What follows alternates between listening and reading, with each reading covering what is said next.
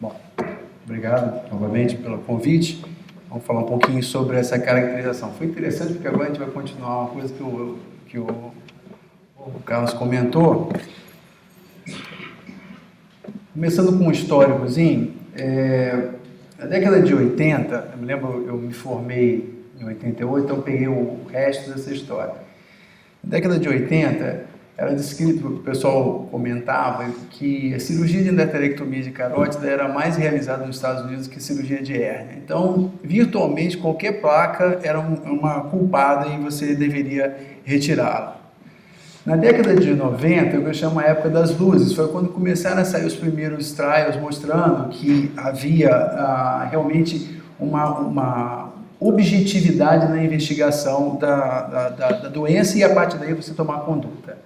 Na década de 2000 começaram a aparecer as novas técnicas, principalmente as técnicas endoluminares, né? Inicialmente com angioplastia, depois angioplastia com stent, isso se popularizou. E agora, na década dos 5 anos para cá, começou-se um novo questionamento. Será que nós precisamos operar ou angioplastar tanto dessas placas carotídeas de carótida interna?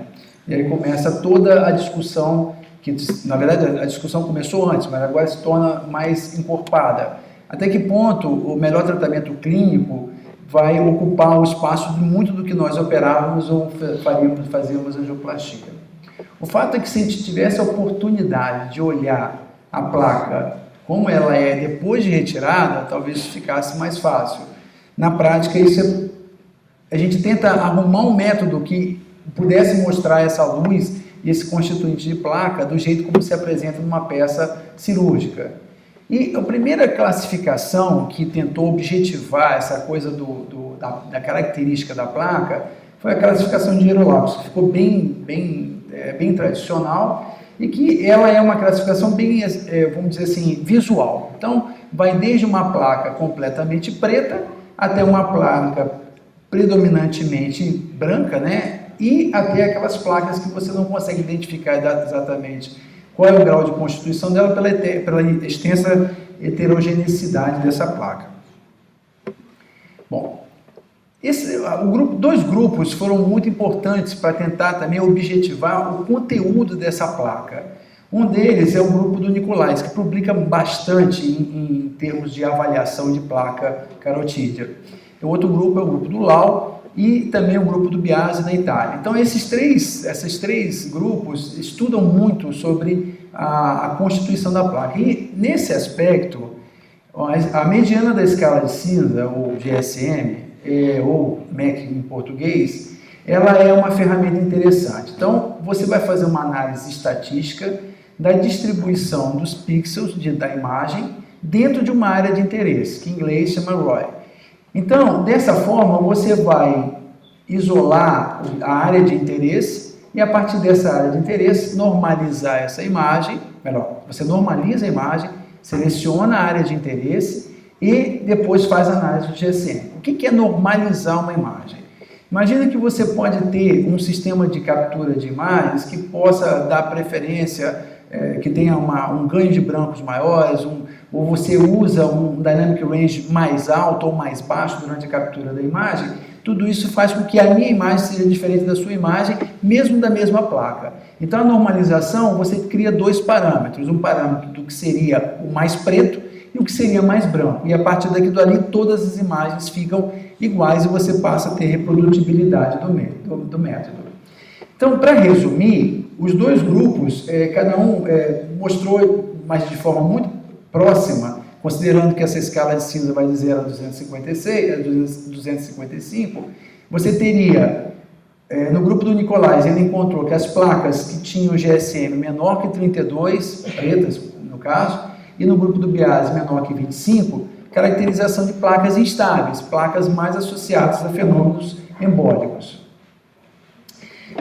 Para complementar um pouco, para transformar esse método um pouco mais, de uma forma mais visual, mais agradável de avaliar, esse é o software que o Sérgio divulga, o software de um parceiro chinês dele, que desenvolveu e alguns grupos têm utilizado no Brasil. Então esse é o Menezes de Campinas, então ele fez uma análise. O interessante dessa histologia virtual, que não é a histologia virtual do IVUS, é que você vai transformando faixas de tons de cinza em cor, de forma que fica muito fácil você identificar os componentes constituintes daquela placa. Então, a histologia virtual é uma ferramenta interessante para tornar esse exame mais compreensível.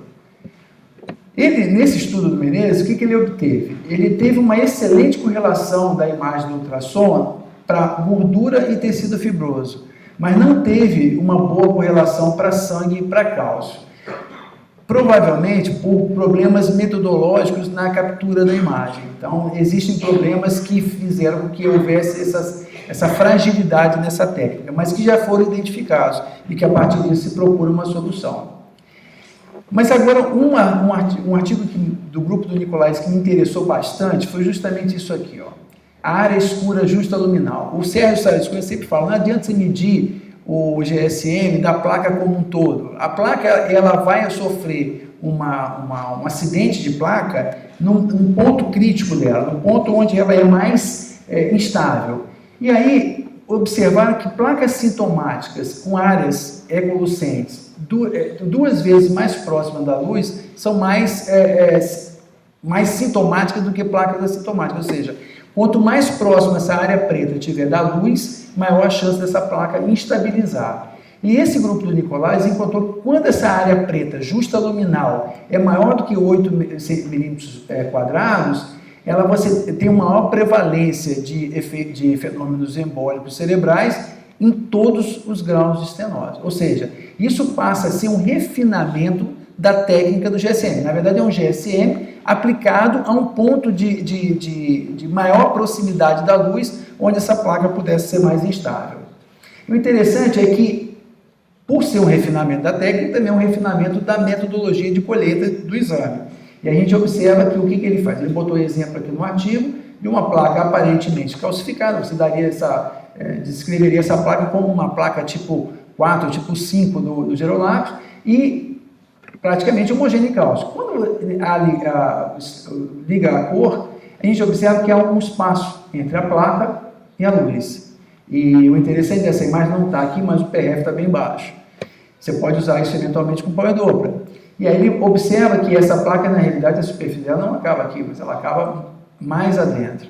E aí ele faz toda a análise dessa área escura justa luminal. E o que ele observou?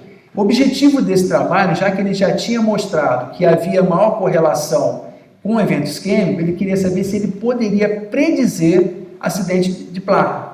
E aí o que é interessante, ele mostrou que realmente aquelas placas que tinham aquele parâmetro menor do que 8 milímetros quadrados de área escura, os pacientes tinham uma taxa de AVC bem menor do que aqueles pacientes que tinham uma área maior do que 8 milímetros quadrados.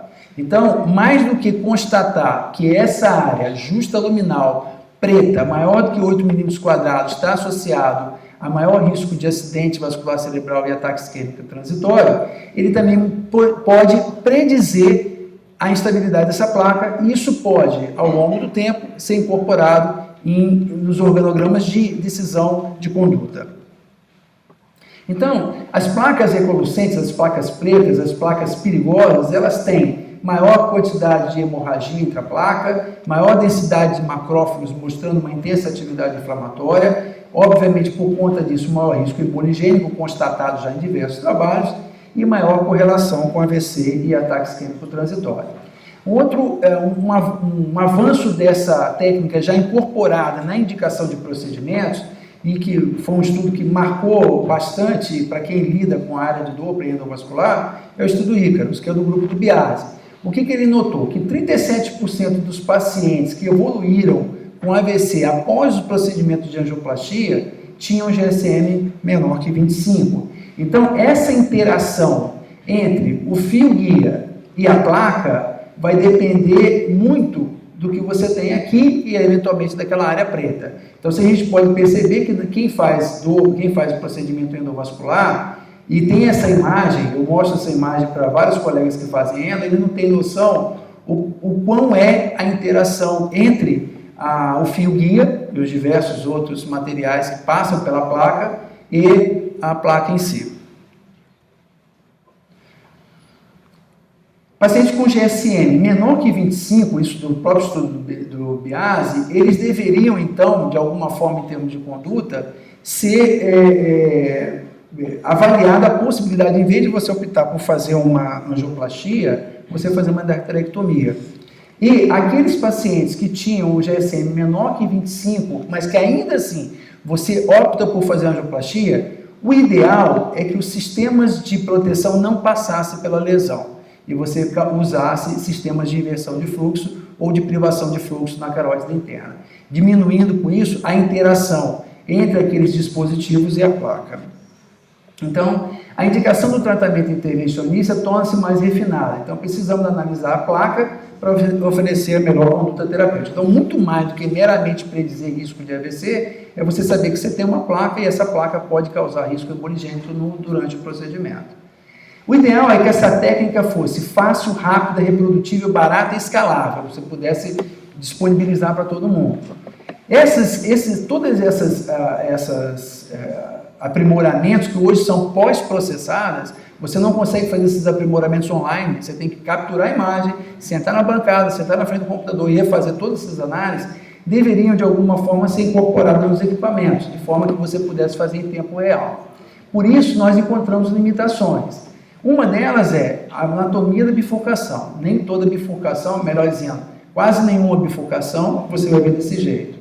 Segundo aspecto, calcificações paretrais ou intraplaca. Então, muitas vezes você, num determinado plano, você não consegue expor toda a área crítica da placa e você tem que escolher uma área para fazer a análise de interesse e de qualquer estudo desse que eu falei. E além disso, você tem uma subjetividade. Então, por exemplo, nesse caso aqui, essa é a luz original, né, com a placa preenchendo, e eu fiz um traçado da luz residual. Mas outros podem incluir essa parte, ou seja, a manipulação do equipamento para você escolher a área de interesse para análise nem sempre é tão fácil, até porque aqueles trackballs geralmente não são dos mais agradáveis. E a reprodutibilidade é limitada porque você tem também diferença entre examinadores e equipamentos. Tá? Diminuição do brilho do monitor já se mostrou, de forma de análise subjetiva, que diminui o índice de concordância de avaliação das características da placa entre observadores nesse estudo. Então, a concordância caiu para níveis muito baixos, só mudando o brilho do transdutor. Eu estou fazendo uma análise aqui, olha, essa placa tem uma característica 4 de Gerolaucus, aí eu chamo o carro senta para fazer a mesma análise, só que eu mudei o brilho do monitor. Ele pode achar que é 5. Então, o fato é que existe esse aspecto de subjetividade também nessa avaliação. Então, para concluir, nós temos que a caracterização das placas correlaciona bem com a prevalência de evento isquêmico, né? Prediz evento isquêmico com esse estudo novo do grupo do Nicolais, influencia na conduta clínica ou intervencionista e, caso você opte pela conduta intervencionista, também influencia na modalidade da terapêutica. Bom, de novo, aguardo vocês para a gente discutir os casos no Clube do Doppler. Obrigado.